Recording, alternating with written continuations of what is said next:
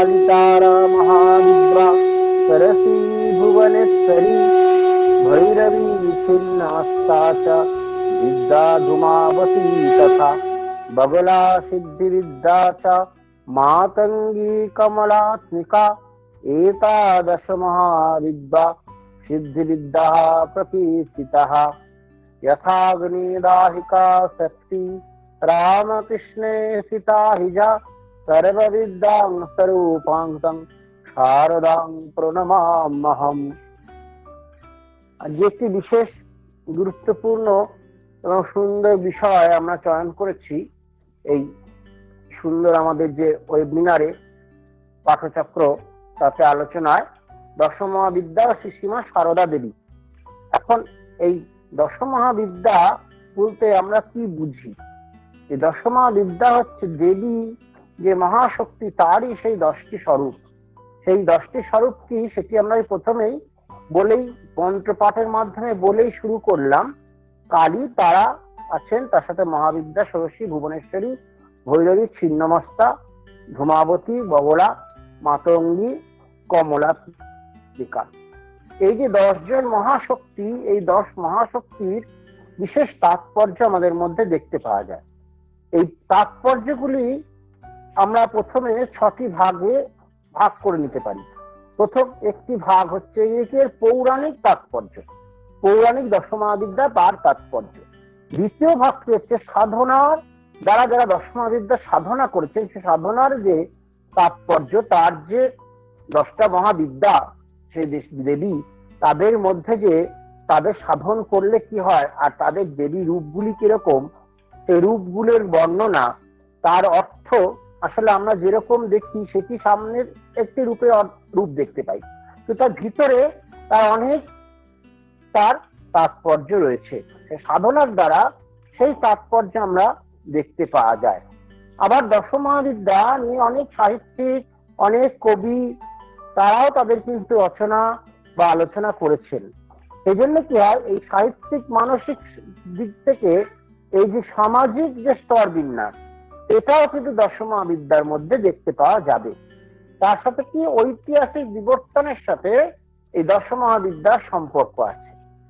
প্রাচীন যুগে ইতিহাসে সময় আমরা যদি দেখতে পাই, প্রাচীন একদম সেই হরপ্পা মহেঞ্জোদারো সভ্যতা থেকেই আমাদের ভারতবর্ষে শক্তি পুজো হয়ে আসছে। শক্তি বিনা আমরা কিছুই করতে পারি না। সেই জন্য এই চণ্ডীতে আছে ইয়া দেবী সর্বভূতেষু শক্তি রূপেণ সংস্থিতা নমস্তস্যৈ নমস্তস্যৈ নমস্তস্যৈ নমো নমঃ।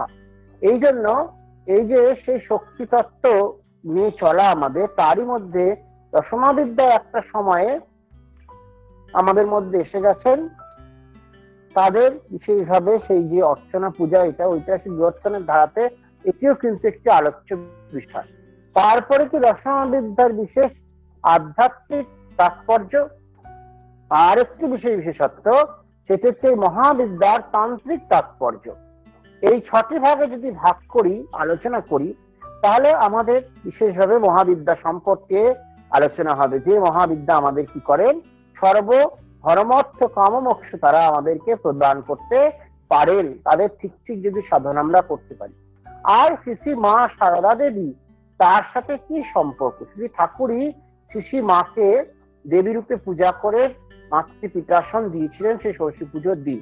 এই জন্য শ্রী মায়ের সাথে এই মহাবিদ্যার সম্পর্ক অতি কিন্তু নিবিড়। মায়ের জীবন ধারার সাথে দশমহাবিদ্যার যে তাৎপর্যগুলি আগে আলোচনা করব, তারপরে মায়ের জীবন ধারার সাথে যদি সেটা আমরা মেলাবো তখন দেখব সেই দুটির সাথে বিশেষ সমন্বয় এক হয়ে যাবে।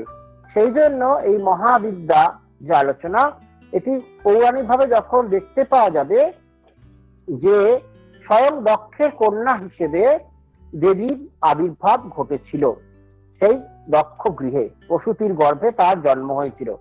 কিন্তু সেই যে প্রসূতির ঘরে তার জন্ম হলো, কিন্তু সে প্রথম থেকেই তিনি সেই শিবের অনুরক্তা ছিলেন। শিবকে তিনি বারবার পুজো করে যাচ্ছেন, পুজো করতেন। এখন তার যখন বিবাহ হবে তখন সেই যে দক্ষ রাজের কন্যা সতী, তিনি কিন্তু সেই শিবকেই তিনি বিবাহ করেছিলেন। শিবের গলাতেই মাল্য অর্পণ তিনি করলেন। আর দক্ষ হায় হায় করে উঠলেন আর মালা ফিরিয়ে নিতে বললেন।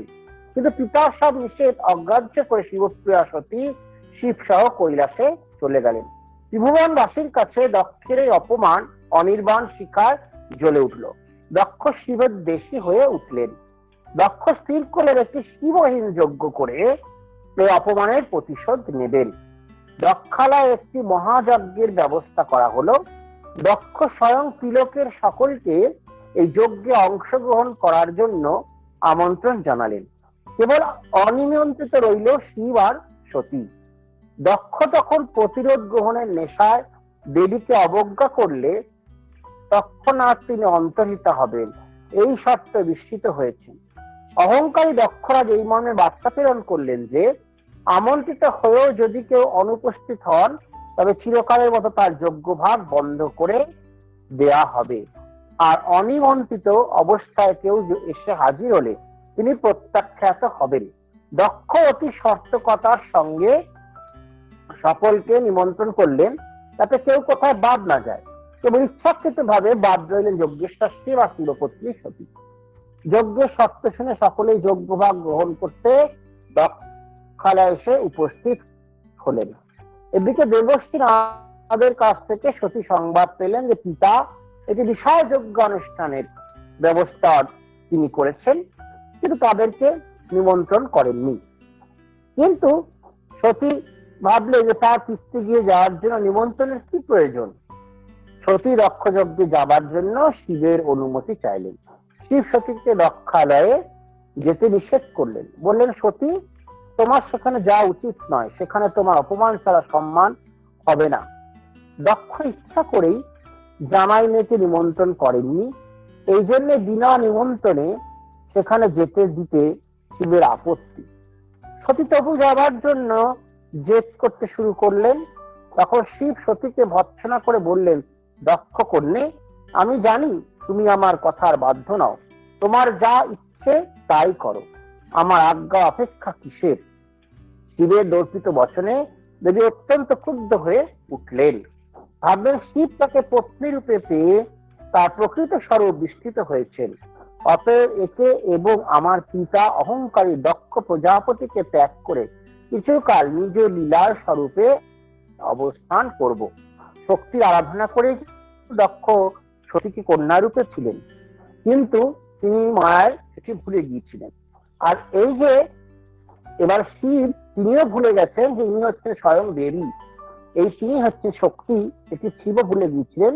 কিন্তু শিবকে পরে দেবী সেটি স্মরণ করিয়ে দিলেন। এই ভেবে দেবী ভয়ঙ্করী কালী মূর্তি ধারণ করলেন। আর কৃষ্ণাঙ্গন সমপ্রভা দিগম্বরী আরুলায়িত কুন্তলা লোহল জিহবা মুন্ডমারিণী সেই মূর্তি দেখে শিব মুরের মতো ভয়ে পলায়ন করতে চাইলেন এবং এবং দিক লক্ষ্য করে এক এক দিকে দিকে শিব দৌড়াচ্ছেন। কিন্তু দেবীও কি করলেন, 10 দিকে যাবেন, 10 দিকে তিনি দশমূর্তি ধারণ করলেন। তখন দেবী স্বামীকে এমনই ভয়াবিভূত দেখে দয়া পরবশ হয়ে তাকে বারণ করবার জন্য ক্ষণের মধ্যে দশমূর্তি ধারণ করে 10 দিকে অবস্থান করেন। সে যেদিকেই যান সেদিকেই দেখেন ভয়ঙ্করী মূর্তি। তখন পালাবার পথ না পেয়ে শিব ভয়ে চক্ষু মুদ্রিত করেন। আবার চোখ খুলে দেখেন সামনে সেই মহাভয়ঙ্করী কালী মূর্তি। জিজ্ঞাসা করেন, কে তুমি শ্যামা? আমার প্রাণবল্লভা সতী কোথায়? দেবী হাসতে হাসতে উত্তর দিলেন, চিনতে পারছো না? আমি তো সতী, আমি সৃষ্টি সংহারকারিণী সূক্ষ্মা প্রকৃতি, তোমার বনিতা হবার জন্য গৌরবর্ণা হয়েছিলাম। আর 10 দিকে যে ভয়ঙ্করী দশবিধ মূর্তি দেখছো সেসব আমারই মূর্তি। অতএব মহামতি শম্ভু, ভয় করো না। দেবী আরো বললেন, সর্বশক্তি আধার স্বরূপা সূক্ষ্ম অখণ্ড অরূপ মূলা প্রকৃতি তিনি।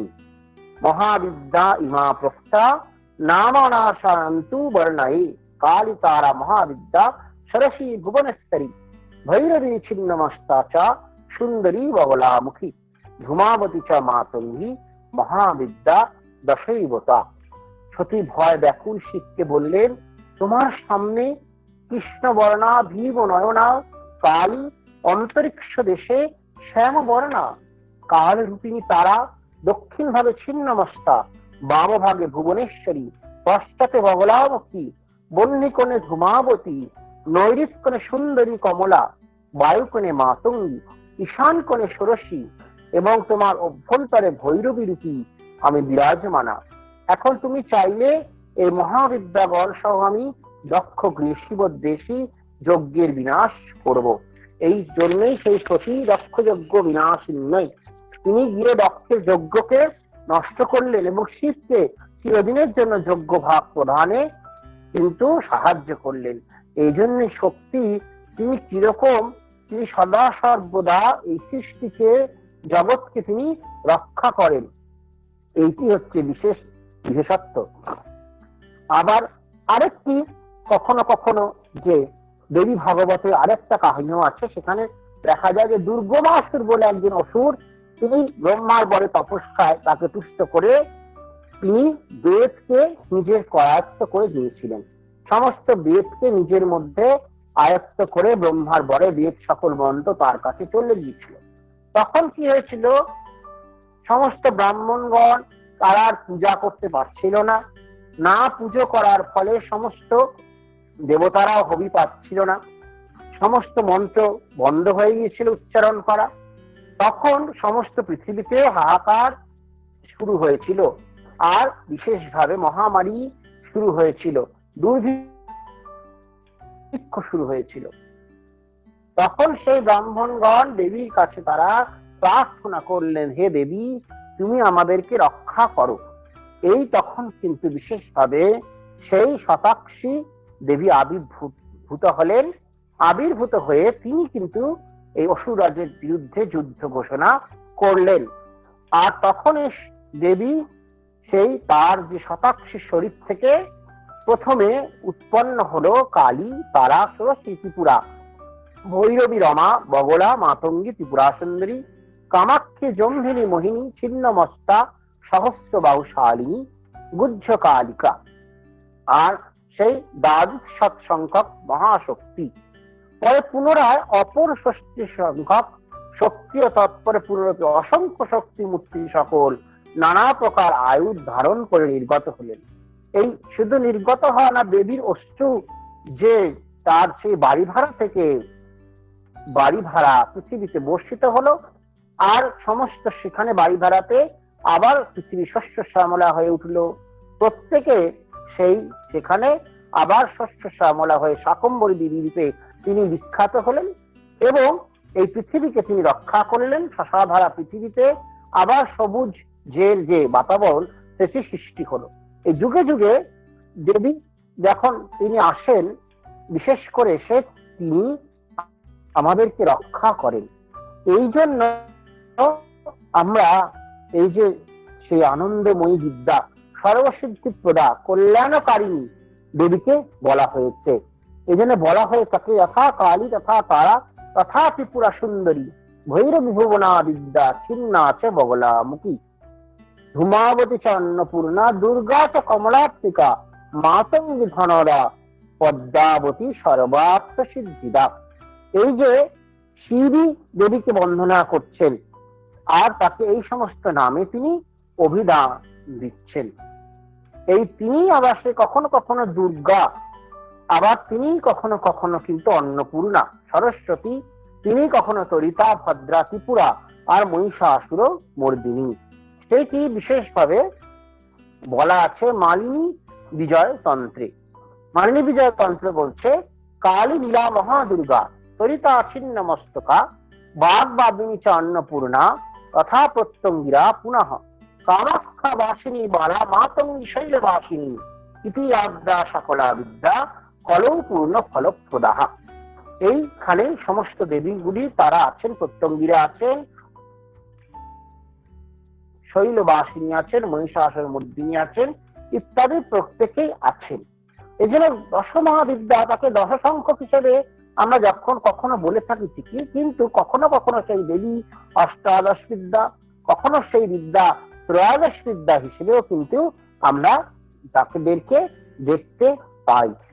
এই জন্য বিশেষভাবে কিন্তু এটি দেখতে পাওয়া যাবে। আবার এই মহাবিদ্যার মধ্যে রাধাকেও কিন্তু কখনো কখনো দেখতে পাওয়া যাচ্ছে। বলা হয়েছে সেই বিষ্ণুকান্তার অন্তর্গত একটি নীলতন্ত্র বলে আছে, তাতে আছে ছিন্ন ভিন্ন অন্নপূর্ণাচা ভিন্নাচা বগলামুখী মাতঙ্গী কমলা ভিন্না ভিন্না বাণী চ রাধিকা। অর্থাৎ যে পর্যন্ত তন্ত্র সাধকের ভেদভাব থাকে সে পর্যন্ত সাধন ক্রিয়া পৃথক পৃথক হয়, হরিও হরে ভেদ বোধ হয়। মনে হয় কালী একজটা তারা ষোড়শী ভৈরবী ভুবনেশ্বরী ছিন্নমস্তা অন্নপূর্ণা বগলামুখী মাতঙ্গী কমলা সরস্বতী ও রাধা ভিন্না। এখানে লক্ষণীয় যে মহাবিদ্যাগণের সঙ্গে রাধা নামও যুক্ত হয়েছে। সম্মান তন্ত্রে দুর্গা ও রাধাকে একই বলা হয়েছে। এই জন্য বিশেষভাবে কিন্তু এই যে রাধা কিন্তু তিনিও কিন্তু মহাবিদ্যার মধ্যে কখনো কখনো প্রবেশ করেছেন। আর কি সুন্দরী, এই সুন্দরী ত্রিপুরা সুন্দরী এটিও কখনো কখনো বলা হচ্ছে। একটি বিশেষ আছে ঘটনা, শিবের সাথে পার্বতী তখন গিয়েছিল, কিন্তু সেই পার্বতী তিনি কৃষ্ণ বর্ণা ছিল, তাকে তখন কৃষ্ণা বলেছে, কিন্তু তখন তারপরে সেই কৃষ্ণ রূপকে তিনি পরিত্যাগ করে যখন অপূর্ব রূপ ধারণ করেছেন তখন শিব তাকে বলছেন তুমি সুন্দরী। সেই জন্য কি হয়েছে, তার থেকে সুন্দরী এসেছেন, তিনি সুন্দরীকে না ত্রিপুরা সুন্দরী এটি বলা হয়েছে। এখন আমাদের এই যে পৌরাণিক তত্ত্বের মধ্যে দিয়ে মহাবিদ্যাকে জানা, এটা একটা যেমন বিশেষত্ব, আবার দেখতে পাওয়া যাচ্ছে এই শক্তির সাথে কিন্তু যে বৈষ্ণব সাধনা সেটিও কিন্তু সংযুক্ত হয়েছে। এই জন্য কখনো কখনো এই যে দেবী তাদের সাথে কি হয়েছে অবতারদের যে মিল সেটি আমরা দেখতে পাবো। মুন্ডমালা তন্ত্রে বলছে কৃষ্ণ সাক্ষাৎ কালী, এটি বলা হয়ে থাকছে। আর কি শ্রীরাম হলো তারা, বরাহ হলো ভুবনেশ্বরী, নৃসিংহ ভৈরবী, বামন ধূমাবতী, পরশুরাম ছিন্নমস্তা, আর মৎস্য হচ্ছে কমলা, কুর্ম বগলামুখী, বুদ্ধ মাতঙ্গী, আর কল্কি ষোড়শী। আবার কিছু কিছু তন্ত্রের ক্ষেত্রে এটি পার্থক্য আমরা কিন্তু দেখতে পাবো, এটিও কিন্তু দেখা যায়। তখন কখনো কখনো মহালক্ষ্মী, বুদ্ধাবতার, দুর্গা, কল্কি ইত্যাদি আমরা দেখতে পাই। এখন প্রশ্ন হচ্ছে অবতারের সাথে শক্তির যে সম্পর্ক সেটা কিন্তু খুব সুন্দর ভাবে আমরা দেখতে পাচ্ছি। জগন্নাথের ক্ষেত্রে এটি খুব প্রযোজ্য, এটি দেখতে পাওয়া যায় সেখানে। সেই জন্য একটি বিশেষ আছে, বলা হচ্ছে কি কৃষ্ণস্থ কালিকা সাক্ষাৎ রামমূর্তিষ্ঠ তারি বরাহ ভুবনা প্রক্তা নিঃসিন্ন ভৈরবেশ্বরী ধূমাবতী বামন সাচ্ছিন্ন ভৃগকুরুদ্ভব কমলা মৎস্বরূপ কুর্মস্থ বগলমুখী মাতঙ্গী বুদ্ধিত্যা ষোড়শী কল্কি রূপী। এই যে বিভিন্ন অবতার বিভিন্ন ভাগবত মহাপুরাণে তারা যে এসেছেন, সেই মহাপুরাণের যে বর্ণনা, সেই বর্ণনাতে কিন্তু বিশেষভাবে এই মহাবিদ্যার সাথে তাদের যে বর্ণনা এটি কিন্তু আমরা দেখতে পাবো। এখন সেই একটু এই তো গেল আমাদের পুরাণের কথা, তো তার সাথে সাথে এই যে যখন এই যে যারা সাধক তারা কিভাবে এই মহাবিদ্যাকে তারা দেখেন, তারা কিন্তু প্রত্যেকটি মহাবিদ্যার মধ্যে এক একটি ফল তারা রূপে মহাবিদ্যাগুলিকে তারা পেয়ে থাকেন এবং চিন্তা করে থাকেন। সেই জন্য কি হয়, এই সাধক যখন চিন্তা করেন তখন মহাবিদ্যার তাৎপর্য সম্পূর্ণভাবে একটু আলাদা হয়ে যায়। এভাবেই আবার কবি যারা সাহিত্যিক তারাও কিন্তু সেই মহাবিদ্যাকে সামাজিক বিবর্তনের সাথে কিন্তু ক্রম বিবর্তনের সাথে কিন্তু চিন্তা করে থাকেন। হেমচন্দ্র বন্দ্যোপাধ্যায় তিনি তার যে মহাবিদ্যা চিন্তা তিনিও করেছেন। তিনি কিরকম ভাবে মহাবিদ্যা বলছেন, কালী সৃষ্টির প্রথম স্তরের রূপমূর্তি, এই সেই অবস্থায় মহান নবে কেবলই ধ্বংসলীলা, বীরগণ পরস্পর হনদ্যত, এই সংহার লীলার প্রতীক চামুন্ডা কালী। এরপর তারা দেবী প্রথম মানব সভ্যতার বিকশোন্মুখ অবস্থা। এইভাবে জ্ঞানের প্রথম অঙ্কুর, জীব তখন উদয় সর্বস্ব, পরস্পর হানাহানিতে রত, মা তাই লম্বোদর, নির্মুণ্ড মালিনী, কিন্তু উলঙ্গিনী নয়, ব্যগ্র চর্মম পরা, সংসার চিতার মধ্যে দেবীর বিপদে পদ্ম, জ্ঞানের সূচক। তৃতীয় স্তরে দেবী ষোড়শী। জীব তখন এই যে তিনি শিব সংসার বন্ধনের মধ্যে আবদ্ধ হচ্ছে, জীব সেই আবদ্ধ হচ্ছেন প্রণয়ের পাশে, আর কি সৃষ্টি কার্যে তিনি আবদ্ধ হচ্ছেন এবং সৃষ্টি কার্য তিনি করবেন। এই জন্য তিনি ষোড়শবর্ষীয়া এবং সেই রাজরাজেশ্বরী। আর ভুবনেশ্বরী মূর্তি তিনি সর্বমঙ্গলা মাতৃশক্তির প্রকাশ। এই তিনি পালনী শক্তি হিসেবে নিজেকে এবারে আত্মপ্রকাশ করছেন। সেই জন্য তিনি সেই মাতৃশক্তির পূর্ণ প্রকাশ তার মধ্যে দেখতে পাওয়া যায়। মুখে প্রশান্ত হাসি, হস্তে বরাভয়, সন্তানকে স্নেহ দান করে তিনি জীবকে স্নেহ শিক্ষা দিচ্ছেন। ভুবনেশ্বরী বিশ্বব্যাপী অপত্য স্নেহের প্রতীক। দেবী ভৈরবী মূর্তি সভ্যতার পঞ্চম স্তরের নিদর্শন। দেবী রক্তাম্বর পরিচিতা, মাল্যে সুশোভিতা, দেবী হস্তে জ্ঞান অভয়, যেন তিনি জীবন দেয় ভক্তি সঞ্চার করছেন। ভক্তি বিধায়িনী ভৈরব রূপিণী। এরপর মানুষের প্রতি মানুষের প্রীতি বিস্তৃত হয়েছে। পূর্বে মানুষ স্ত্রী-পুত্রকে ভালোবাসত, এখন সর্বজীবে প্রেম প্রসারিত হয়েছে। সেই জন্য কি দেবীর মাতঙ্গী মূর্তি বিস্ময়ত প্রেমের প্রতীক। সভ্যতার সপ্তম স্তরের মূর্তি ধূমাবতী। ধূমাবতী বিধবা, ক্ষুৎপিপাসাতুরা, শুভ্রচ্ছদা, বিমুক্ত কেশী। মানুষের শ্রম শান্ত ক্ষুধাতুর, শ্রমের ফসলে সকলের গাছাচ্ছাদ্য নির্বাহ হয় না। দেবী হস্তধৃত কুলোর বাতাস দিয়ে জীবের শ্রম অপনোদন করছেন। তারপর সভ্যতা আরো এগিয়েছে, জনসংখ্যা বৃদ্ধি হেতু দারিদ্র্য বৃদ্ধি পেয়েছে। দারিদ্র্যের সঙ্গে মানুষের সংগ্রাম, তাই বগলা মূর্তির মধ্যে সেটি প্রকট। দেবী এই স্তরের দারিদ্র্য দলনী। এরপর মানুষের মধ্যে মদোন্মত্ততা জেগেছে, পরস্পরকে বঞ্চনা করার প্রবৃত্তি। সে অবস্থাতেও মানুষের স্বরূপ অনুদ্ঘাটিত থাকেনি। মানুষের স্বাচ্ছন্দ্য, উৎকট চরিত্র, ছিন্নমস্তা। দেবী রূপ নিয়ে হাজির হয়েছে।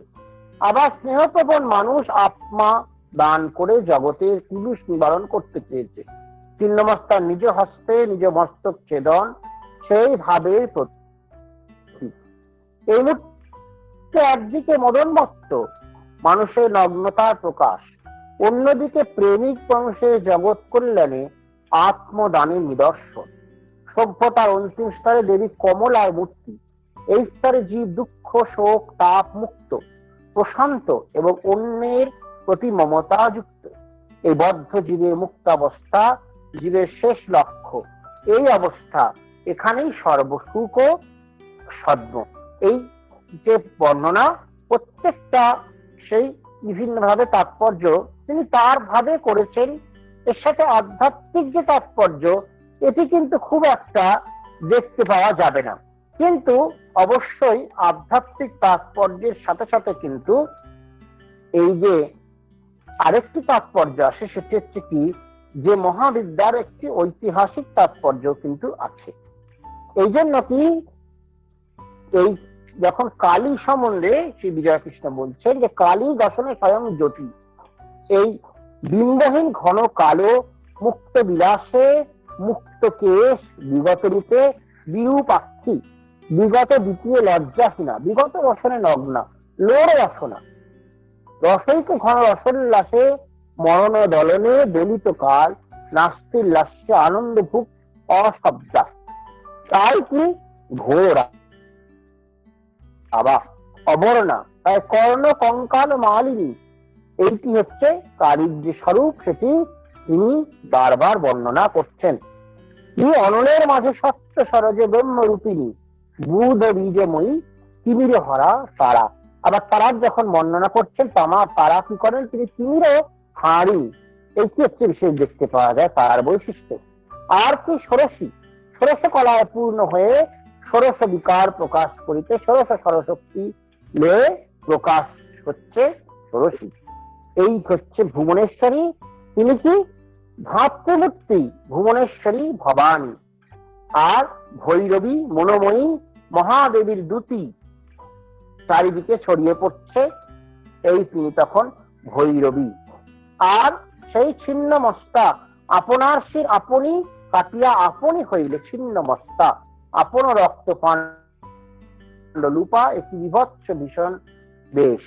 আত্মহননে আত্মতৃপ্তি, আত্মবিলাসে আত্মহনন, আবার অসত্য পরিদর্শন, অনিত পরিবেদন। তাই উদ্ধত হইল ক্ষুধা তৃষ্ণা সত্যের জন্য, অমৃতের জন্য দারুণ দুর্বহ ক্ষুধা। ক্ষুধা আছে কিন্তু অন্ন কই?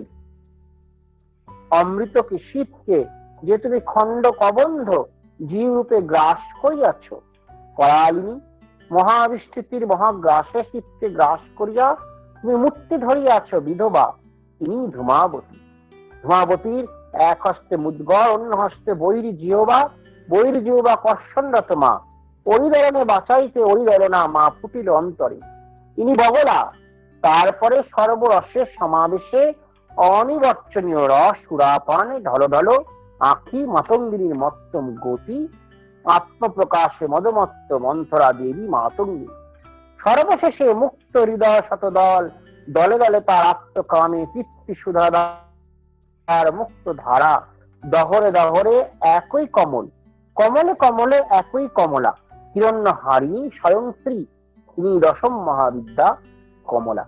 এই বিশেষ করে বগলার সাথে ধূমাবতীর একটি যুক্ত রূপ আছে বলেই এই ধূমাবতীকে টেনে বগলাকে করা হয়ে থাকে।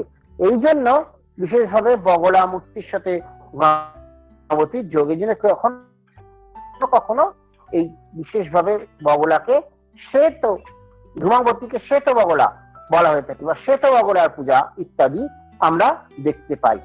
এখন প্রশ্ন হচ্ছে, এই যে মহাবিদ্যা, মহাবিদ্যার থেকে এই যে অর্চনা, এটি কিন্তু আমাদের এই যে ভারতবর্ষ জুড়ে কিছু কুলের ব্যাপার আছে। একটি কুল হলো আমরা যারা এই পূর্বাঞ্চলে থাকি সেটি হচ্ছে কালীকুল, আর দক্ষিণ ভারতে যেটি আছে সেটি হচ্ছে শ্রীকুল।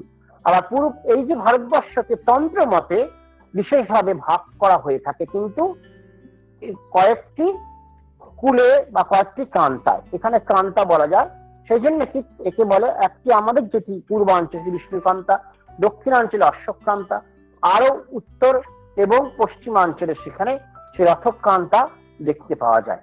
এইভাবে ভাগ করে আমরা সাধারণত তন্ত্র সাধনার যারা তন্ত্র তারা কার্য করে, তন্ত্র চিন্তন করে, তাদের ক্ষেত্রে বিশেষভাবে কিন্তু এই যে বিশেষভাবে যে শক্তির আরাধনা, সেটি তাদের কুল এবং তন্ত্রের যে কান্তা সেই অনুসারে কিন্তু হয়ে থাকে, এটি দেখতে পাওয়া যায়। এবারে এই তন্ত্রের দিক থেকে যে মহাবিদ্যা, সেটিকে বলতে গেলে মহানির্বাণ তন্ত্রে দশম মহাবিদ্যার আবির্ভাব রহস্য সম্পর্কে বলা আছে কি, গণিতে শূন্যের যেমন কোন নিজস্ব মূল্য নেই, একে অসীমের দ্যৌতক একটি নিরাকার পদার্থ মাত্র বলা যায়। কিন্তু ওই শূন্য যখন একের সঙ্গে যুক্ত হয় তখন তার মূল্য দেখা যায়, উভয়ে মিলে 10 হয়ে যায়। তেমনি নিরাকার ব্রহ্মময়ী যখন একের সঙ্গে ত্রিগুণাত্মক প্রকৃতি হয়, তখন পূর্ণর জন্য দশম মহাবিদ্যা রূপ। এই জন্য সেই গান আছে না, মা কখনো নিগুণা কখনো তিনি সেই সগুণ।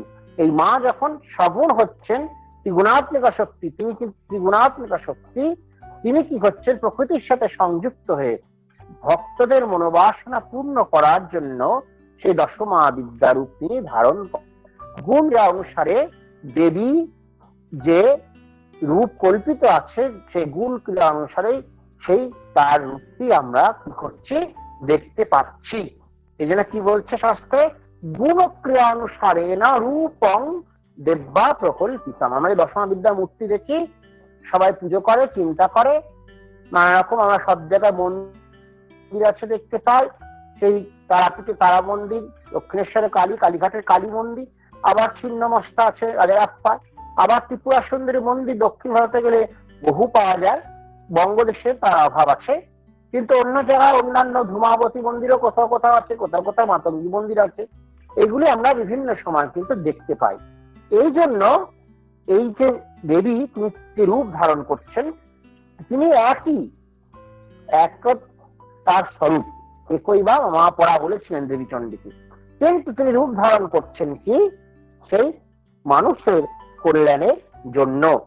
আবার রূপ ধারণ করে তিনি শুধুমাত্র রূপই ধারণ করেন না, তার আবার কি সঙ্গে তিনি ভৈরব শিবকেও তিনি কিন্তু নিয়ে আসেন। ভৈরবের যে চিন্তা, প্রত্যেকটা মহাবিদ্যার সাথে একটি করে ভৈরব আছে। তরল তন্ত্রের মতে এই যে ত্রিপুরা সুন্দরী ভৈরব পঞ্চভক্ত শিব, ভুবনেশ্বরী ভৈরব ত্রম্বক, ভৈরবী দক্ষিণামূর্তি, ছিন্নমস্তার কবন্দ শিব, ধূমাবতী বিধবা বলে তার ভৈরব নেই।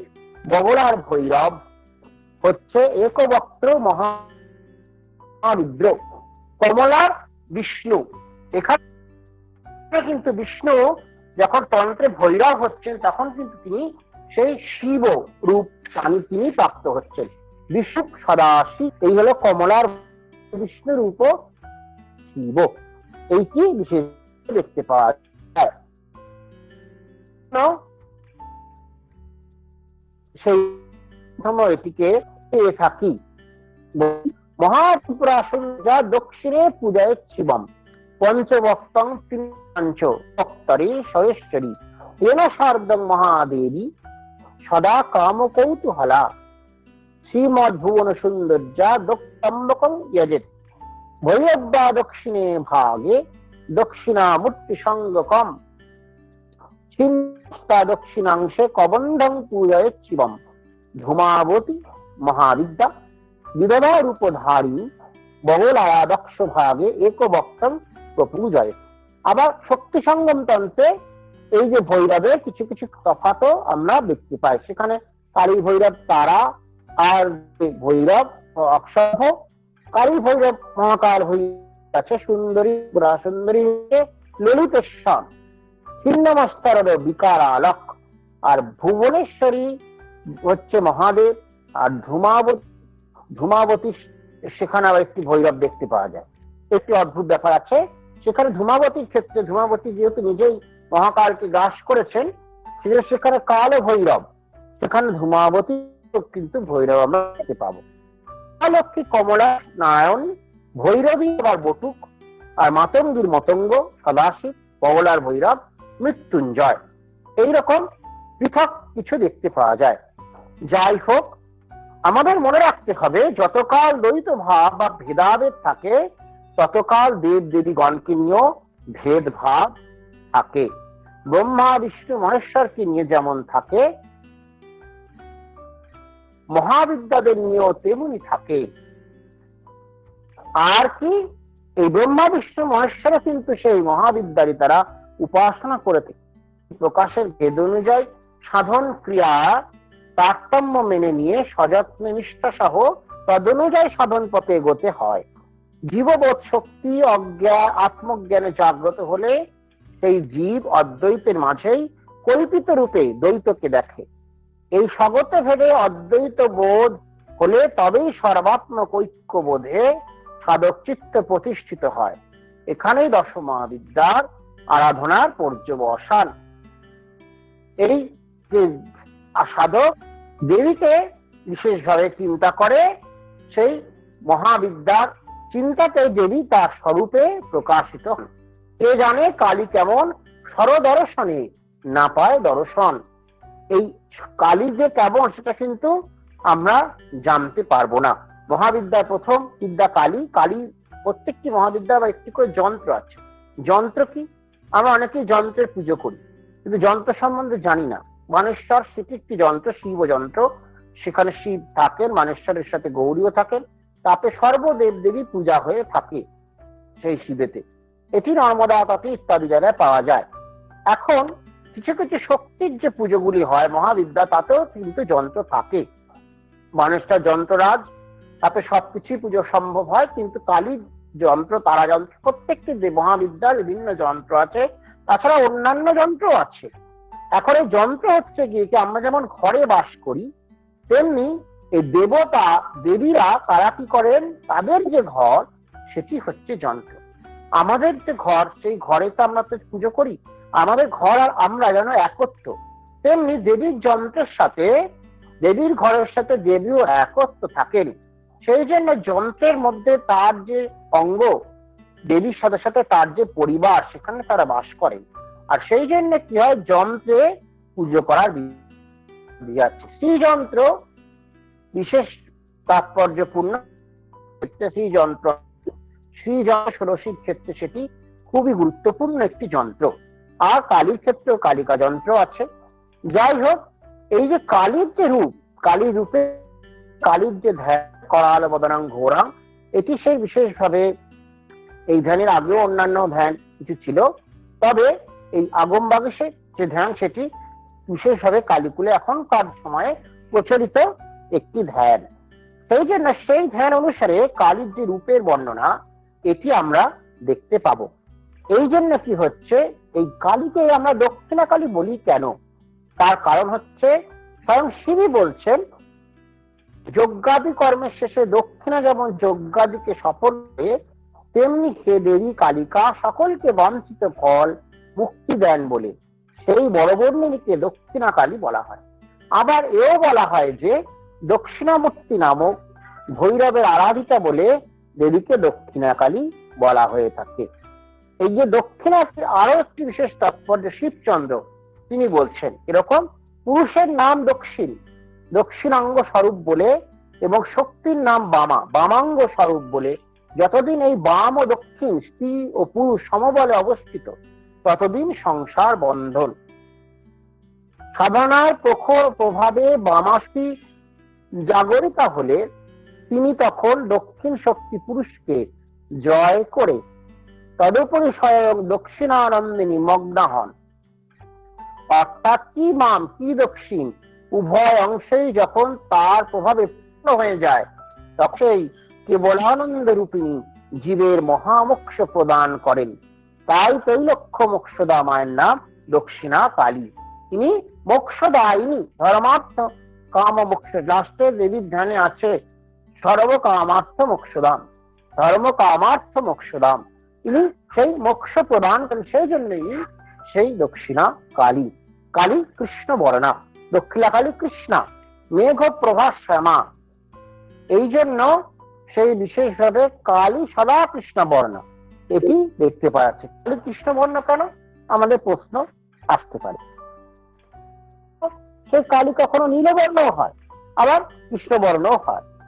এই কিন্তু মা কখনো কখনো তো সে তো কখনো পীত, কখনো নীলহিত হয়ে, এইটি আমরা সেই গানে, রামপ্রসাদের গানে শুনতে পাই।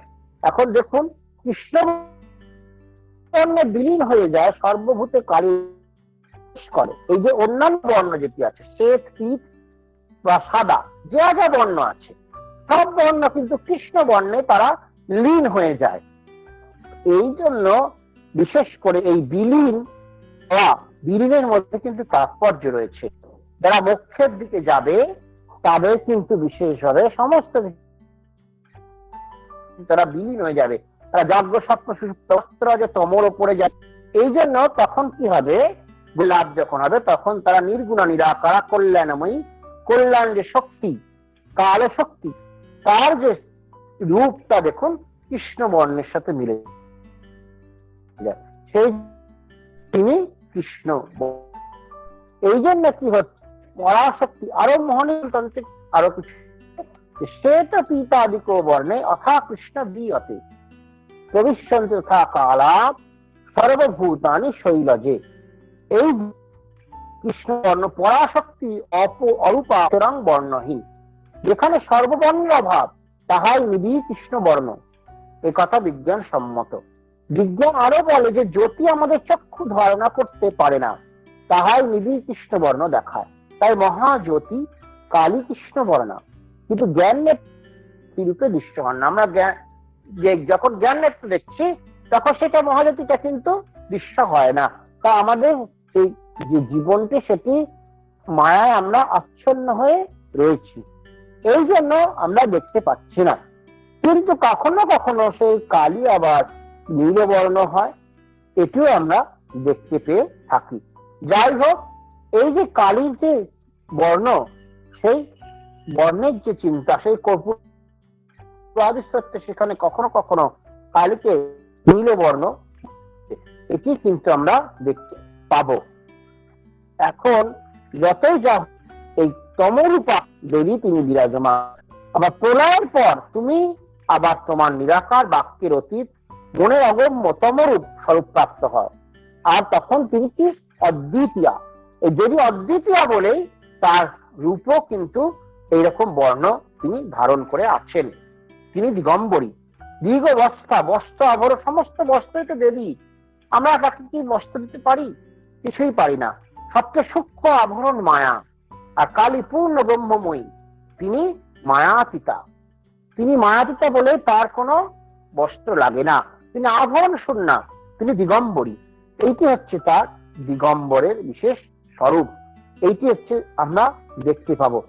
তিনি যীশু খ্রিস্ট, তারও এরকম মুক্তি দেখতে পাওয়া যায়। কেন জানেন? কারণ তাকেও সেই চিন্তা করা হয়েছে, সেই তিনি হচ্ছেন কি মায়াতীত, আভরণ শূন্যা। খ্রিস্ট ধর্মের মধ্যে তাদের মধ্যে দ্বৈতবাদ এবং বহুত্ববাদ দেখতে পাওয়া যায়। সেই জন্য যখনই বহুত্ববাদে তারা প্রবেশ করে, তখন তারা কিন্তু বিশেষভাবে এই রূপটিকে তারা কিন্তু গ্রহণ করছে। দেবীকে মুক্ত কেশী, ক অইশ কেশ, ব্রহ্মা অবিষ্ণু আর শিব ঈশ। এই কেশের মধ্যে কিন্তু কেশ বলতে বোঝায় ব্রহ্মা, বিষ্ণু আর শিব অনন্ত জীব কোটিকে মায়াপাশে বদ্ধ করেন। এই যে মুক্ত কেশ যার, এটি হচ্ছে মায়াপাশের প্রতীক। দেবী মায়াপাশে জীবকে বদ্ধ করছে। আবার স্বয়ং ব্রহ্মা, বিষ্ণু, মহেশ্বর, তারাও কিন্তু এই কেশের বিশেষ প্রতীক। এই জন্য বিশেষভাবে এই যে শিবকে ভক্তি মুক্তি প্রদান করছেন দেবী। শিব আর ব্রহ্মা, বিষ্ণু, মহেশ্বর তারাও কিন্তু সেই দেবী কালীরই কেশের মধ্যে সংযুক্ত হয়ে রয়েছেন। সেই জন্য তাদেরকেও কিন্তু তিনি কৃপা করতে পারেন। দেবীর কৃপা ছাড়া তারাও কিন্তু এগোতে পারবে না। শিবেরও ভক্তি মুক্তির কারণ হচ্ছে এই দেবী। ললাটে তার অর্ধচন্দ্র। এই অর্ধচন্দ্র কেন? এই শোভা পাচ্ছে সম্বন্ধে বলা হচ্ছে কি নিত্যকাল রূপা অব্যয়া শিবরূপা।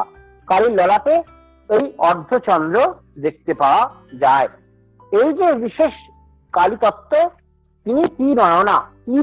তিনের যে তাৎপর্যটা আমরা তো ভিন্ন সময় পাই, কখনো সত্য, কখনো রজ, আর কখনো কি প্রথম হচ্ছে জ্যোতি, দ্বিতীয় শান্তিরূপ, আর তৃতীয় হচ্ছে তার সেই বিকাশ রূপ, ভাব বিকাশ রূপ। এইটা ত্রিনয়নের মধ্যে বিশেষভাবে দেখতে পাওয়া যায়। আবার কি যদি অন্য আলোচনার দিক থেকে ধরি, তাহলে ত্রিনয়ন হচ্ছে বিরাট ঈশ্বর আর নির্গুণ ব্রহ্ম।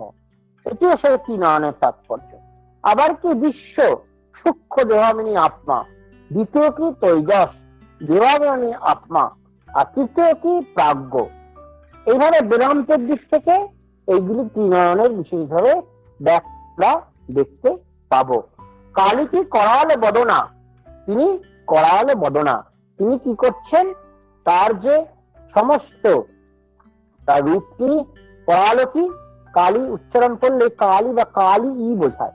অনাদি অনন্ত মহাকাল, এটি হচ্ছে বিশেষভাবে রূপ। তার কি ভূত, ভবিষ্যৎ, বর্তমান, এই সমস্ত কিছু সেই কালীর মধ্যে রয়েছে। মহাকাল সৃষ্টি থেকে চিরকাল ধরে সমস্ত কলন অর্থাৎ গ্রাস কালগ্রস্ত করছেন। সেই কারণে তিনি জগৎ সংহারক মহাকাল নামে কীর্তিত। আর মহাপ্রলয় কালে কি হয়? এই মহাকালকেও যিনি গ্রাস করেন, নিজ অঙ্গে লয় করে নেন, তিনি করালো বদনা কালী। এই হচ্ছে কালীর তাৎপর্য।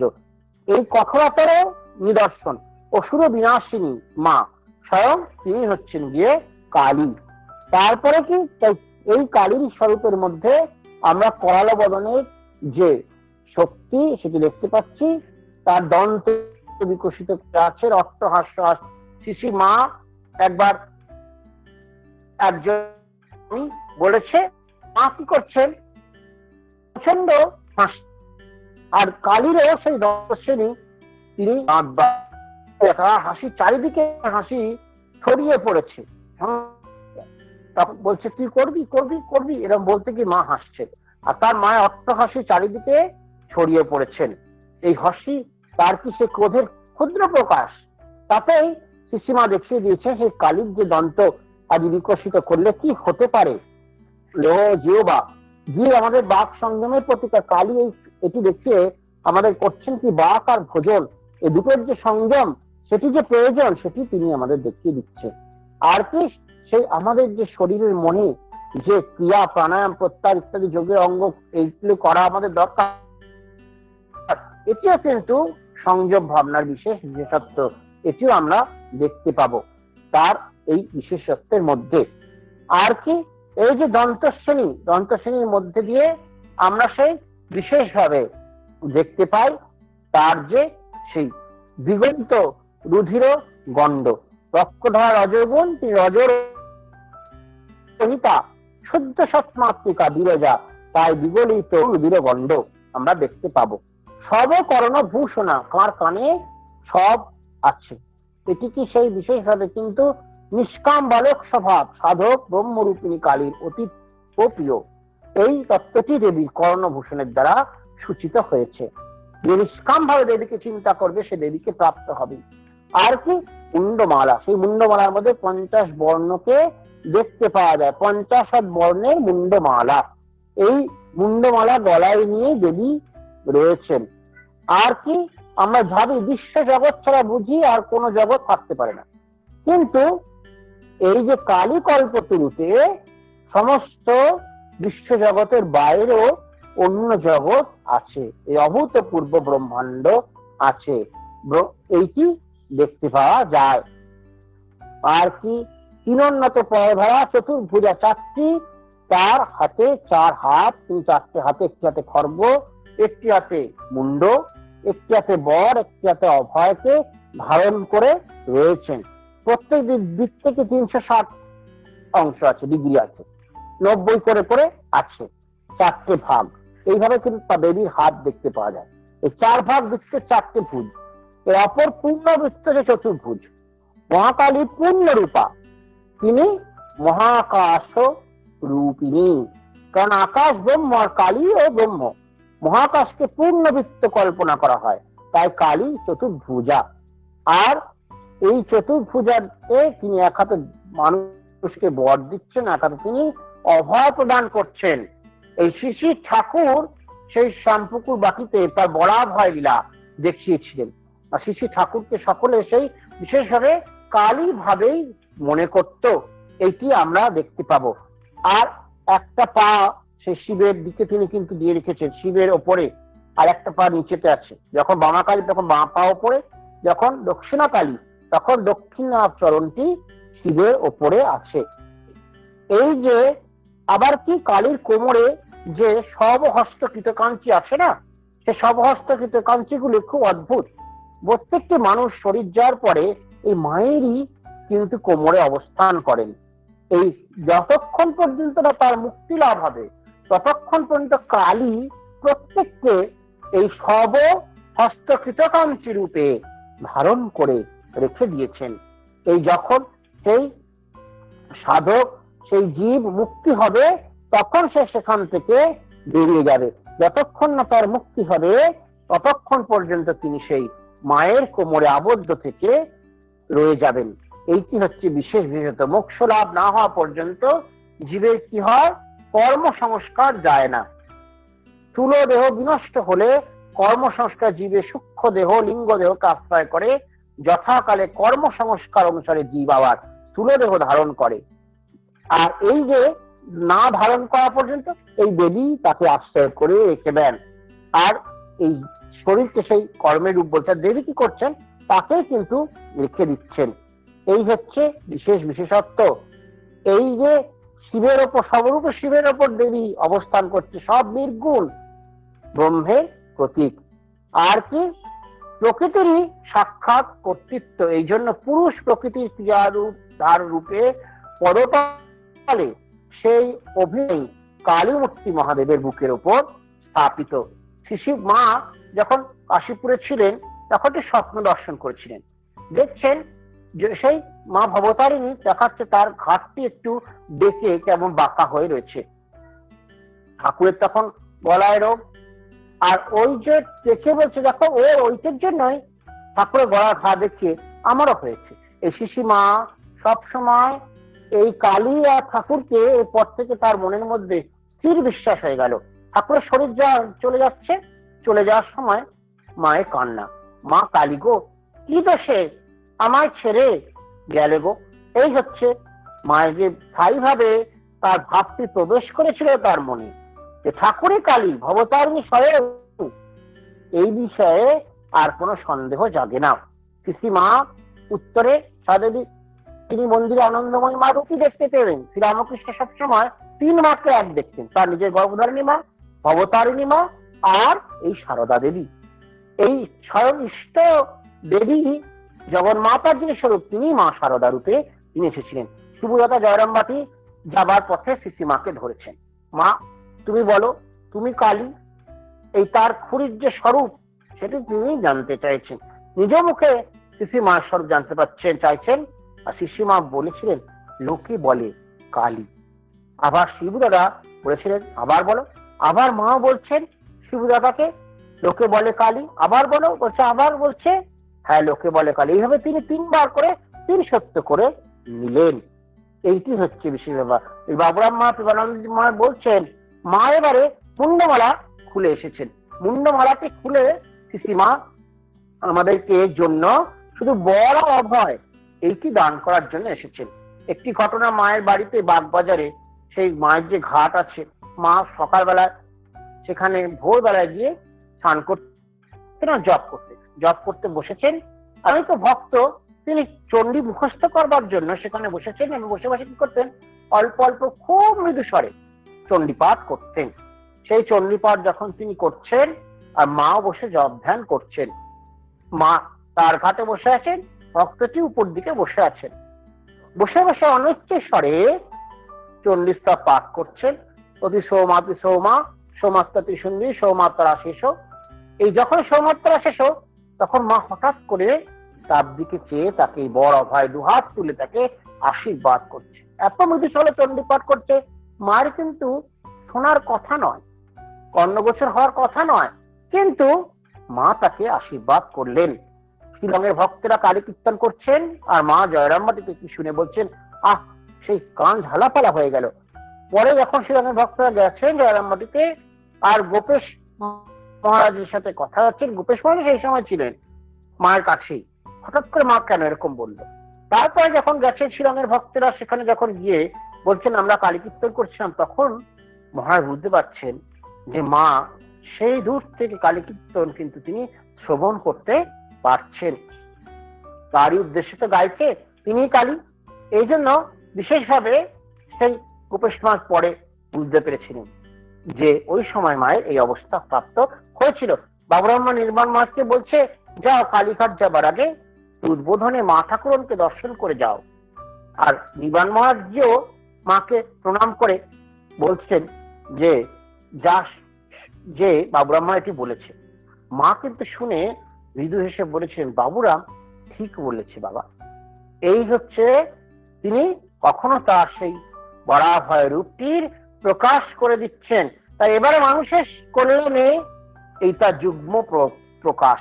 এই দক্ষিণাকালী বরাভয় মূর্তি শ্রীরামকৃষ্ণ লীলায় যেমন প্রকট, তেমনই তার করুণা কৃপার মুক্তি দায়িনী বন্ধন ছেদনকারিণী রূপটি শ্রীমার জীবনে পদে পদে ভক্তদের অনুভবের বস্তু ছিল। আর এইবারে এই কালী স্বরূপটি ঠাকুরের শ্রীমার মধ্যে দুটি যেন ভাগ হয়ে একত্র হয়েছে। এই হচ্ছে বিশেষ ব্যাপার। এই জন্য মতো অভয় দানে শ্রীমা শরণাগত ভক্তকে সব সময় তিনি আশ্বস্ত করেছেন। এই শ্রীমার সাথে বিশেষ সম্পর্ক কালী, এই যে তার যে স্বরূপ, তিনি সম্পূর্ণভাবে কালীর যে চিন্তাটি শ্রীমা আমাদেরকে দেখিয়ে দিয়ে গেছেন। আর আমরা এই জন্য শ্রীমাকেও সেই কালী স্বরূপে চিন্তা করতে পারি। শ্মশান বাসিনী কালী, শ্মশান বাসিনী, শ্মশানে তিনি থাকেন। আর কি শ্মশান শব্দের বিভিন্ন ব্যাখ্যা আছে। এই শ্মশান শব্দের ব্যাখ্যাটি স্বয়ন, অর্থাৎ শরীর যাতে টুকরো টুকরো হয়ে যায় বা বিলীন হয়ে যায়, তাই শ্মশান। একটা সময় ঠাকুর নেই, একটি কথা হচ্ছে যখন হঠাৎ করে মা বলছে আরে ঠাকুর তো শ্মশানই হবে, শ্মশানই তার যেন আশ্রয়। এই মাও যে সে শ্মশানকে তিনিও ভালোবাসছেন, এটি কখনো কখনো তার কথার মধ্যে দিয়ে প্রকাশিত করে তিনি গেছেন। এই জন্য বিশেষভাবে এই যে শ্মশান বাসিনী দেবী, কেন? সমস্ত বিশ্বের পর্যাবসানে বিরাট অশ্মিরূপ অর্থাৎ বিন্দু স্বরূপ সদাশিব তত্ত্বের আবির্ভাব হয়। এতে অধিষ্ঠিত হয়ে শিব শক্তি রূপ মূল বস্তু লীলাময় ভাবে আত্মপ্রকাশ করেন। এই শিব শক্তিময় মূল বস্তু আর ব্রহ্মময় কালী একই। সেই জন্য তান্ত্রিক মূর্তি কল্পনা দেবী সসরলয় বাসিনী। এই হচ্ছে মায়ের প্রকাশ।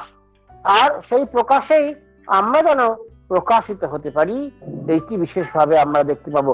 কালী কখনো কখনো সেই শিবা সেই যে শিবার যে বিভিন্ন রকমের যে তার বাহন, সেই বাহনগুলি কিন্তু রাত্রিবেলা জেগে থাকে, তারা নিশাচর। সেই নিশাচর বাহনগুলি শিবাদল দেবীকে ঘিরে রাখে। এই তারাও কিন্তু শ্মশানের মধ্যে ঘিরে অবস্থান করেন। এই পঞ্চভৌতিক দেহ অবসান কিন্তু সেই শ্মশানে হয়। বিপরীত রতাতুরা, এই যে আসক্তি নিবৃত্তি সাধকের, সেটি হচ্ছে কিন্তু আসল বিপরীত রতাতুরা। আমরা রতি কাম ইত্যাদি ভেবে থাকি, কিন্তু আসলে তা না।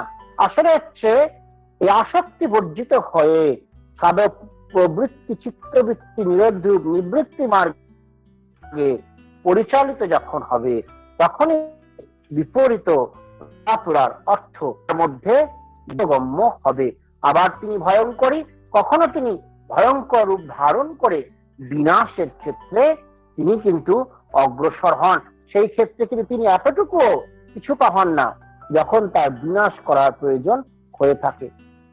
আর সাধক যদি এই কালী চিন্তা করে থাকে, তাহলে সে অবশ্যই তার সাধন পাতের দ্বারা বস্তু যথার্থ বস্তুর স্বরূপ সে বুঝতে পারবে, এবং সে ঋতম্ভরা তত্ত্ব প্রজ্ঞা। ঋতম্ভরা তত্ত্ব প্রজ্ঞা কি? এটি যোগের শব্দ। এই ঋতম্ভর তত্ত্ব প্রজ্ঞা বা তার যে সত্যের যে স্বরূপ, সেটি সে বুঝতে পারবে সাধক। এবং কি এই যে এটি যখন হবে, তখন তার সমাধি লাভ হবে এবং অবাং বয়স গোচরে, সেটা কিন্তু বলা যাবে না। এই জন্য সদাশিব বলছে, ভাবে তো রাবতে সর্বং ভাবে না দেবদর্শনম ভাবে না পরমম জ্ঞানম তস্মাৎ অবলম্বনম ভাবম। এই যে ভাবটির দ্বারাই বুঝতে পারা যাবে দেবীর স্বরূপ চিন্তন, সাধনার দ্বারা দেবীকে চিনতে পারা যাবে। এইটি হচ্ছে বিশেষ তত্ত্ব। তখনই আমরা এই কালী তত্ত্বকে বুঝতে পাবো। আর শ্রী মায়ের কাছেও আমরা প্রার্থনা করি, তোমার কৃপা যেন আমরা তোমাকে জানতে পারি। আজকে এই পর্যন্তই। সকলের মঙ্গল হোক, এটি প্রার্থনা করি। পরবর্তী দিনে পরবর্তী মহাবিদ্যা সম্বন্ধে আমরা প্রবেশ করার চেষ্টা করব। ওম শান্তি শান্তি শান্তি। হরি ওম তৎসৎ। শ্রীরামকৃষ্ণার্পণমস্তু। এতক্ষণ শ্রদ্ধেয় মহারাজজি তার অপূর্ব জ্ঞানগর্ভ আলোচনা, অসাধারণ বাচন শৈলী ও ভাষার মাধুর্যে দশ মহাবিদ্যার বিভিন্ন রূপের অপূর্ব মহিমা ও শ্রী মায়ের পুত চরিত্রের অভূতপূর্ব দিকগুলি তুলে ধরলেন। আমরা ঋদ্ধ এবং সমৃদ্ধ হলাম। মহারাজজিকে অফুরন্ত শ্রদ্ধা ও প্রণাম জানাই। এখন আমাদের প্রশ্নোত্তর পর্ব। আলোচ্য বিষয়ের উপর কারো কোনো প্রশ্ন থাকলে চ্যাট বক্সে রাখতে পারেন অথবা হ্যান্ড রেজ করতে পারেন। আমরা আপনাদের একে একে ডেকে নেব।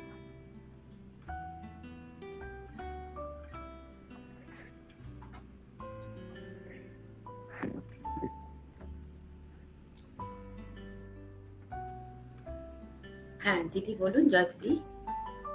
মহারাজজি, আমার এই প্রশ্নটা হচ্ছে, মহাবিদ্যা না মহাশক্তি না বলে মহাবিদ্যা হলো কেন? আমরা তো শক্তির সমস্ত রূপগুলোই দেখলাম, দশ মহাশক্তি না হয় দশ মহাবিদ্যা কেন মহারাজ? মহাবিদ্যা হওয়ার কারণ হচ্ছে ওই যে আমাদের তিনটে বিদ্যা আছে। হ্যাঁ, পরাবিদ্যা অপরাবিদ্যা। হ্যাঁ, এই যে পরাবিদ্যা অপরাবিদ্যা আছে, তো তার এই পরাবিদ্যা হচ্ছে গিয়ে কি, এই পরাবিদ্যা হচ্ছে গিয়ে আমাদের আধ্যাত্মিক বিদ্যা। আর অপরাবিদ্যা হচ্ছে গিয়ে কি, আমাদের যত পড়াশোনা আছে, চাকরি বাকরি, বৃত্তিমূলক কাজ, সমস্ত কিছুই অপরাবিদ্যার মধ্যে পড়ে। পড়াশোনা করা ইত্যাদি। এবং এই যে বিদ্যা আমরা কি এই দেবী আরাধনা করলে কি হয়, দুই বিদ্যায় আমাদের কিন্তু লাভ হবে। এই দশমা বিদ্যা আরাধনা করলে কি হয়, দুই বিদ্যা লাভ হবে, দেবী পড়া বিদ্যায় কারী। আর আমরা কি আধ্যাত্মিক, অধিভৌতিক এবং অধিদৈবিক তিন হচ্ছে যে যাতনা, সেটা আমরা পাই। এই যে তিন যে ভৌতিক যন্ত্রণা, সেই যন্ত্রণা থেকে দেবী আমাদের কি করে, রক্ষা করে। সেই জন্যই কিন্তু এই মহাবিদ্যা, শুধু বিদ্যা না, মহাবিদ্যা, এইটা হচ্ছে বিশেষত্ব। ধর্ম, অর্থ, কাম, মোক্ষ চতুর্গুণ ফল যিনি প্রদান করছেন। দেখুন, ধর্ম শেখা কিন্তু বিদ্যার মধ্যে পড়ে, অর্থ সেটি যে অপরাবিদ্যার মধ্যে পড়ছে। ধর্ম, অর্থ, কাম, মোক্ষ। কাম হচ্ছে কি প্রজনন শক্তি, আমাদের যে জগৎ সংসার সেটি তো প্রজনন শক্তি ছাড়া চলবে না, সেটি হচ্ছে কামবিদ্যা। তারপরে কি মোক্ষ, মানে মুক্তিরও কারণ। এই জন্য একটা বলা হয়েছে ত্রিপুরা সত্যি বিশেষ, ত্রিপুরা সুন্দরী অর্চনা করলে ভোগ মোক্ষ উভয় তিনি প্রদাপ্তি। এই হচ্ছে ব্যাপারটা। মহারাজ বুঝলাম, বোঝা গেল? হ্যাঁ মহারাজ বুঝলাম। আমি আপনাকে দেখতে পাচ্ছি না, আমার এই যন্ত্রটা গন্ডগোল করছে। না না দিদি, মহারাজজির নেটওয়ার্ক ডিস্টার্ব আছে, ওই জন্য উনি অফ ও রেখেছেন। আচ্ছা, আচ্ছা আচ্ছা, ঠিক আছে। মহারাজজি, আমি ভিডিওটা অফ করে আছি। মহারাজজি আপনি শ্রীযন্ত্রের কথা বললেন, তো এই প্রত্যেক শক্তির এখন এই হ্যাঁ মহারাজজি প্রত্যেক শক্তির সঙ্গে কি মানে আলাদা আলাদা হ্যালো? যন্ত্র রয়েছে? হ্যাঁ, শোনা যাচ্ছে? হ্যাঁ, প্রত্যেকের যন্ত্রটা শুধুমাত্র ষোড়শীর ক্ষেত্রে প্রযোজ্য। আপনি ভিডিও অফ করে দিন, আওয়াজ শোনা যাচ্ছে না। প্রত্যেকটা মহাবিদ্যা যন্ত্র আছে, দুর্গা যন্ত্র আছে, অন্নপূর্ণারও যন্ত্র, দুর্গার কাছে অন্নপূর্ণারও যন্ত্র আছে। প্রত্যেক দেবী আলাদা আলাদা যন্ত্র আছে আর কি, পৃথক পৃথক। আচ্ছা মহারাজজি, এই যন্ত্র কি কোথায় স্থাপন করা হয়? মন্দিরে? যন্ত্র করতে গেলে কি হয়, যন্ত্রটি ওই রক্তচন্দনের তামর কাঠে রক্তচন্দন রেখে তার উপরে বেল কাঠ দিয়ে যন্ত্র আঁকা যায়। হ্যাঁ, আবার কখনো কখনো রৌপ্য পাতের উপরে যন্ত্র খোদাই করে নেওয়া যায়। আর শ্রীযন্ত্র স্ফটিকেও হয়, আবার তার সাথে সাথে শ্রীযন্ত্র ওই ওরকম ভাবে পাতের মধ্যেও হয়। এই হলো ব্যাপারটা। তবে যন্ত্রকে ভালো করে পুজো করে স্থাপন করার বিধিও যাচ্ছে যেমন আছে, আবার যন্ত্রকে ওই পুজো করে নিত্য সেবা করতে হয়। যেমন বানেশ্বরকে আমরা পুজো করি, তেমন দেবী যন্ত্রকেও নিত্য সেবা তর্পণ ইত্যাদি করা যেতে পারে। বা শ্রীযন্ত্রের ক্ষেত্রে কুমকুম অর্চন হয়, পুষ্প অর্চন হয়, বা অন্যান্য কিছু দ্রব্য অর্চন হয়, ফল অর্চন হয় ইত্যাদি হয়। শ্রীযন্ত্রের ক্ষেত্রে আর কি ষোড়শী পূজায় এগুলো আছে শ্রীবিদ্যা। আচ্ছা মহারাজজি, কালী পুজো যখন হয় না, দীপান্বিতা কালী পুজো যখন হয়, তখনও বিশেষভাবে যন্ত্র করে পুজো করা হয়। আপনি বহু কালী মন্দিরে দেখবেন একটা করে তামার থালা দেবেন, ঘটের ওপরে রেখে দেয়। হয়তো সেখানে পুরোহিতরা অনেকে জানে যন্ত্র আঁকতে, কেউ জানলে আঁকা থাকে, কেউ ধরুন জানে না, তাও ওই রক্তচন্দন করে গোল করে ফালাটি দিয়ে রাখে। তার মানে কি এখানে একটা যন্ত্র ভাবনা করছে, বুঝতে পারলেন? আর আমাদেরও নিত্য পুজোর ক্ষেত্রে যখন আমরা পুজো করবো, তখন একটি তাম্রকুণ্ডে যন্ত্র করে নেওয়া যেতে পারে। যেমন কি এই জল দিয়ে যন্ত্র হয়, জল একটু দিলে আপো নারায়ণ বলে যদি জল দিয়ে, আপো মানে জল, নারায়ণ এই বলে জল দিয়ে যন্ত্র স্থাপন হয়। বা একটি যন্ত্র পুষ্প শাস্ত্রে বলা আছে, করবী, তারপর জবা ইত্যাদি, এই ফুলগুলি যদি জলের মধ্যে দিয়ে নেওয়া হয় তাহলে সেখানে যন্ত্র পুষ্প হয়, সেখানে দেবতার পুজো চলে। ধরুন আপনার বানেশ্বর নেই, তখন আপনি কি করে পুজো করবেন? একটি তাম্রকুণ্ডের মধ্যে আপনি আধার চিন্তা করে, দেবতার আধার চিন্তা করে পুজো করবেন, তখন আপনাকে এইভাবে যন্ত্র স্থাপন করে নেওয়া যেতে পারে নিত্য পুজোর ক্ষেত্রে বা কোন বিশেষ পুজোর ক্ষেত্রে। আর যন্ত্র ছাড়া দেবতা পুজো হয় না, ওখানেই দেবতাকে তার যে জল, পনার্থ, পুনার্চনীয় পাদ্য ইত্যাদি নিবেদন করা হয়। এই হচ্ছে ব্যাপারটি আর কি। আবার হয়তো পুজো হয়ে বানেশ্বর উঠে গেল, পরে যে তাম্রকুণ্ডটা রইলো সেখানেও অবশ্যই সংক্ষিপ্তভাবে যন্ত্র স্থাপন করে নিয়ে তারপরে সেখানে দেবতার পূজা করলে ভালো। আচ্ছা মহারাজ, এটা একদম নতুন বিষয়, আমাদের ভালো লাগলো। আমি তো কিছুই জানি না এগুলো আপনার। হ্যাঁ, এটা পুজোর একটা খুব গুরুত্বপূর্ণ জিনিস, এটা বললাম জানা দরকার সকলেরই। এটা কিন্তু খুব গুরুত্বপূর্ণ একটা জিনিস আর কি, পুজো করা। প্রণাম মহারাজ। আমরা জানতাম না তো। হ্যাঁ, নমস্কার মহারাজ, আচ্ছা আমাদের গৃহস্থদের জন্য কোন যন্ত্রটা বাড়িতে স্থাপন করা উচিত বা কোনটা দরকার, সেরকম কিছু নিয়ম গৃহস্থ কিছু থেকে যে আছে? বানেশ্বর যন্ত্র, বানেশ্বরে পুজো করা যেতে পারে, অসুবিধা নেই। বানেশ্বর পুজো করা যেতে পারে। বানেশ্বর হচ্ছে প্রশস্ত যন্ত্ররাজ বলা হয়ে থাকে তাকে। যন্ত্ররাজ বানেশ্বর প্রশস্ত। তা বানেশ্বর না থাকলে আপনি শিবের পুজো করতে পারেন, তবে শিব কিন্তু যন্ত্র নয়, শিবলিঙ্গ। হ্যাঁ, শিব মহাদেব লিঙ্গ। আর একটি ব্যাপার কি, শালগ্রাম শিলা, তাতে কিন্তু পুজো করা যেতে পারে। তবে ব্রাহ্মণ ইত্যাদি আছে, তাদের অনেকে শালগ্রাম থাকে, শালগ্রাম শিলাতেও কিন্তু অনেক পুজো হয়। শালগ্রাম শিলাতে অবশ্য কালী ইত্যাদি শক্তি পুজো বিশেষ করা যায় না বলা আছে কোনো কোনো শাস্ত্রে। আবার কোনো কোনো শাস্ত্রে বলা আছে শালগ্রামে ওই দেবী পুজো করা যাবে, কিন্তু দুটো মতভেদ আছে। আর এমনি যদি তাও না থাকে, এই যে বললাম তাম্রকুণ্ডের মধ্যে একটু জল দিয়ে, আপনারায়ণ বলে জল দিলেই যন্ত্র স্থাপন হয়। বা যন্ত্রপুষ্প, রক্তকরবী, শ্বেতকরবী, অপরাজিতা ফুল, জবা ফুল, তারপরে জয়ন্তী ফুল, এইসব যে ফুলগুলি আছে, দ্রোণ পুষ্প ইত্যাদি যদি দেওয়া যায়, তাহলে সেটি কিন্তু যন্ত্র হয়। হয়ে গেলে তখন তার উপরে অবশ্যই দেবদেবীর পুজো করা যেতে পারে। বা ছোট একটি তাম্র বাটি বা পাত্রেও করা যেতে পারে, কোনো অসুবিধা নেই। বনেশ্বর না থাকলে তাম্রকুণ্ডেই করতে হবে, এরকম কোনো ব্যাপার নেই। ছোট বাটি বা পাত্রে সেখানেও এরকম ভাবে করে নেওয়া যেতে পারে। ছোট তাম্রকুণ্ডতেও করা যেতে পারে, সেই দেবদেবীর পুজো ইত্যাদি আছে। মহারাজ, আমার একটা প্রশ্ন ছিল, এই বানেশ্বর শিবলিঙ্গের কথা যেটা বললেন সেটা আমি সুবীর কুমার দাস বলছি। আমি সুবীর দাস বলছি কলকাতা থেকে। বলুন। হ্যাঁ, আপনি বললেন যে বানেশ্বর শিবলিঙ্গ গৃহস্থরা আমরা করতে পারি। তো মহারাজ, যদি আমরা ঘরে বাড়িতে রেখে পুজো করি, আর মাঝে মাঝে হয়তো আমার বাইরে যেতে হচ্ছে, তখন যদি সেই যন্ত্রের পুজো না হয়, তাহলে সেটা কি সেবাপরাধ হবে? হ্যাঁ, হবে। বানেশ্বর বসালে কিন্তু তাকে সেবা করে যেতে হয়। সেবা মানে কিছুই না, ফুল জল দেয়া, জল আর বেলপাতা ফুল দিলেই হয়, আর কিছু না। ফুল জলটা আপনি না থাকলে কাউকে দিয়ে গেলেন, বা আপনি সঙ্গে নিয়ে গেলেন। আচ্ছা আচ্ছা, বা পাশের বাড়িতে কাউকে দিয়ে গেলেন, আচ্ছা, বা কাউকে নিয়ে সঙ্গে নিয়ে গিয়ে একটা জায়গায় বসে জল ফুল দিতে পারেন, অসুবিধা নেই। শুধু জল দিলেও হয়, বা ধূপ দিলেও হয়। অভিষেক সব রকম আছে, জলাভিষেক, ধূপাভিষেক, পুষ্পাভিষেক, পত্রাভিষেক, এগুলো সবই অভিষেকের মধ্যে পড়ে। বিভূতি দিয়ে অভিষেক হয়, বিভূতি, শিবের যে বিভূতি আছে, নাহলে একটু বিভূতি দিয়ে দিলেন। জল না পেলে একটু বিভূতি দিয়ে দিলেন শিবকে, তাহলে অভিষেক হয় আর কি।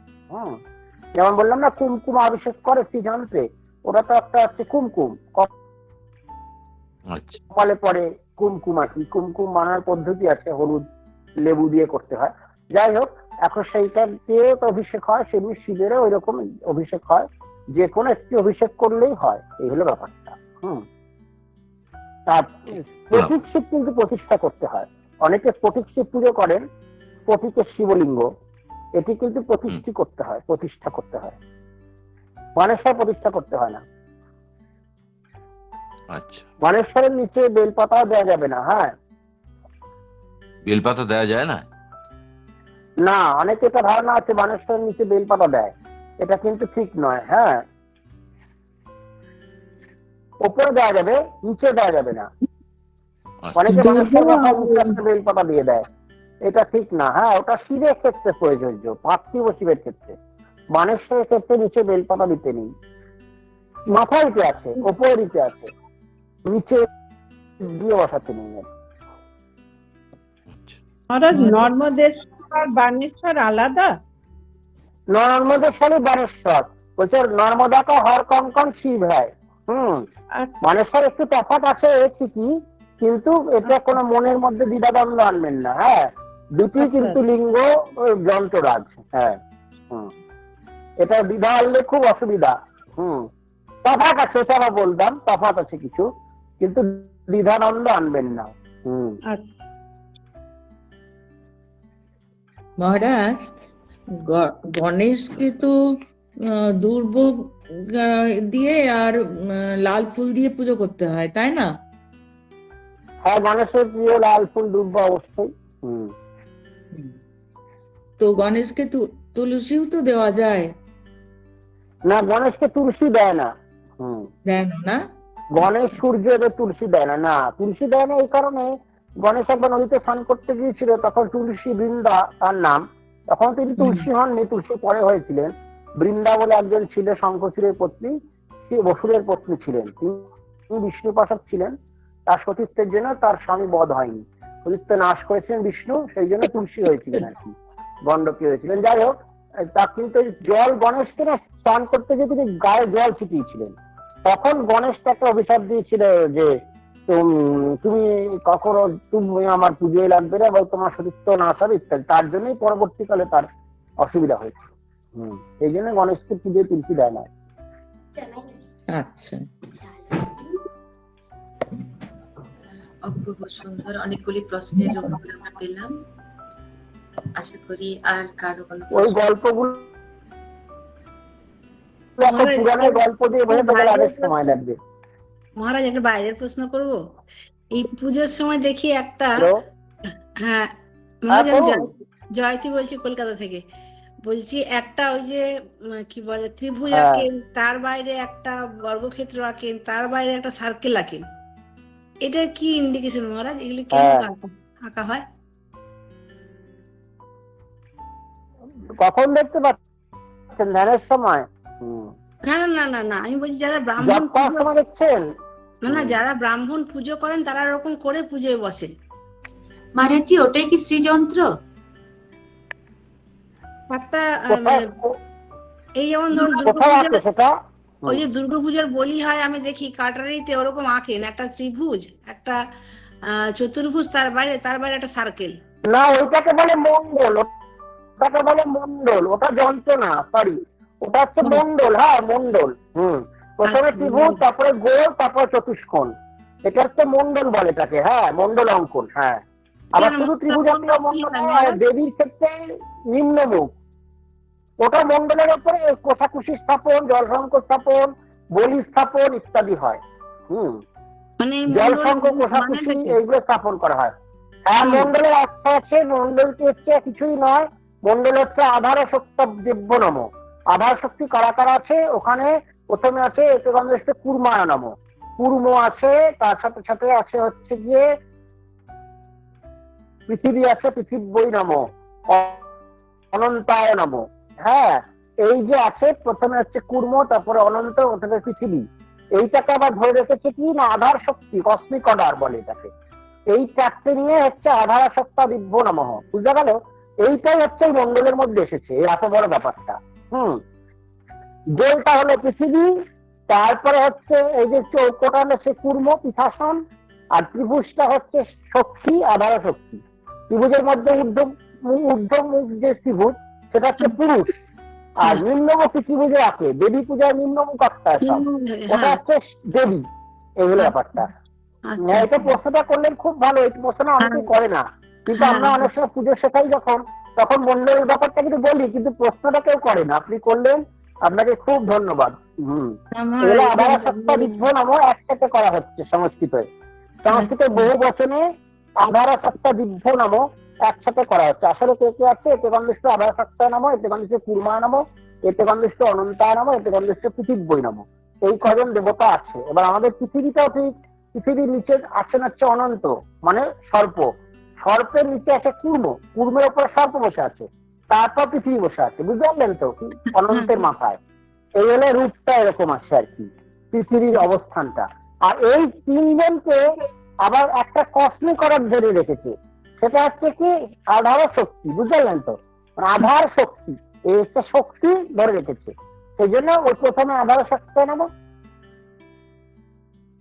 তারপরে কি কুর্মায় নাম, কুর্ম নিচে, তারপরে অনন্ত, পৃথিবী নাম, তারপর পৃথিবী আছে, পৃথিবী আছে, তারপরে প্রথমে তারপর পৃথিবী। অনন্ত হচ্ছে স্বয়ং বিষ্ণু। হ্যাঁ, অনন্ত বিষ্ণু।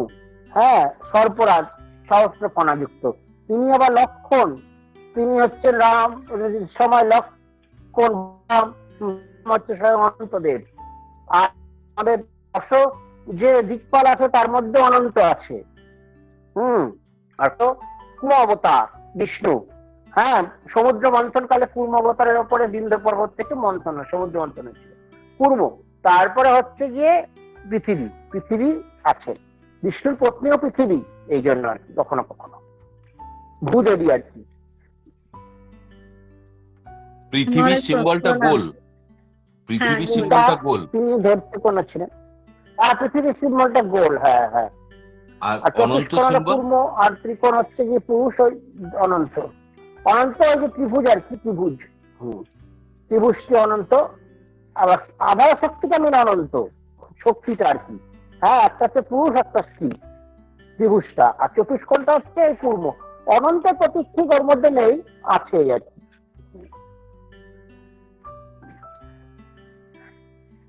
ওই মন্ডলেতে সবকিছু স্থাপন করা হয় আর কি, সামান্যার্ঘ বিশেষার্ঘ বিভিন্ন সময়তে লাগে।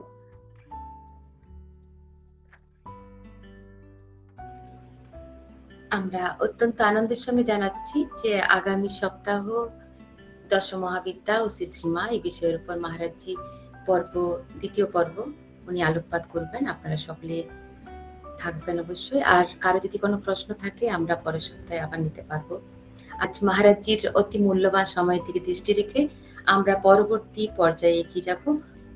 এখন আমাদের অন্তিম নিবেদন, সঙ্গীতাঞ্জলি নিবেদনে মৌসুমী মজুমদার।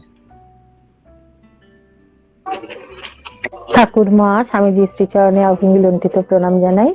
মহারাজজি শ্রীচরণে আমার ভক্তিপূর্ণ সশ্রদ্ধ প্রণাম। উপস্থিত সকল দিদিদের আমার প্রণাম। আমি একটি মায়ের গান নিবেদন করার চেষ্টা করছি। কে জানে মা তব মায়া, কে জানে মা তব মায়া, মহামায়া রূপিণী বিরাজিত ঘটে মা, তুমি বিশ্বব্যাপিনী। কে জানে মা তব মায়া, কে জানে মা তব মায়া। প্রথমে তে মহাকালী, দ্বিতীয়েতে তারা, তৃতীয় ষোড়শী রূপা, তুমি মা ত্রিপুরা। চতুর্থে ভুবনেশ্বরী, অপরূপ মাধুরী, হলে মা বিচিত্র নারী, হর মন মোহিনী। কে জানে মা তব মায়া, কে জানে মা তব মায়া। পঞ্চমে পরমেশ্বরী, ভৈরবী আকারা, বিভূতি ভূষিত অঙ্গে, শিরে জাটা ভারা। কি দেখিলাম অদ্ভুত, ভূতনাথ আবির্ভূত, চিত্ত ভীত সশঙ্কিত, হরশূল পানি মা। কে জানে মা তব মায়া, কে জানে মা তব মায়া। মহামায়া রূপিণী বিরাজিত সর্বঘটে মা, তুমি বিশ্বব্যাপিনী। কে জানে মা তব মায়া, কে জানে মা তব মায়া। ষষ্ঠে ছিন্ন মস্তারূপ ধারণ করিলে, নিজ মুণ্ড কেটে মাগো করেতে রাখিলে, রক্ত ওঠে তিন ধার, এক ধার করে আহার, আর অন্য দুই ধার পিয়ে ডাকেনি, কে জানে মা তব মায়া, কে জানে মা তব মায়া। সপ্তমেতে ধূমাবতী, অষ্টমে বগলা, নবমে মাতঙ্গী রূপা, দশমে কমলা। কি দিয়ে বর্ণিব মাগো তুমি বর্ণমালা, কৃপা করে দাসের হর গো মা হর রানী, কে জানে মা তব মায়া, কে জানে মা তব মায়া। মহামায়া রূপিণী বিরাজিত সর্বঘটে মা, তুমি বিশ্বব্যাপিনী, কে জানে মা তব মায়া, কে জানে মা তব মায়া। জয় ঠাকুর, জয় মা, জয় স্বামীজি, সকলকে প্রণাম। মহারাজজি আমার সশ্রদ্ধ প্রণাম নেবেন। অপূর্ব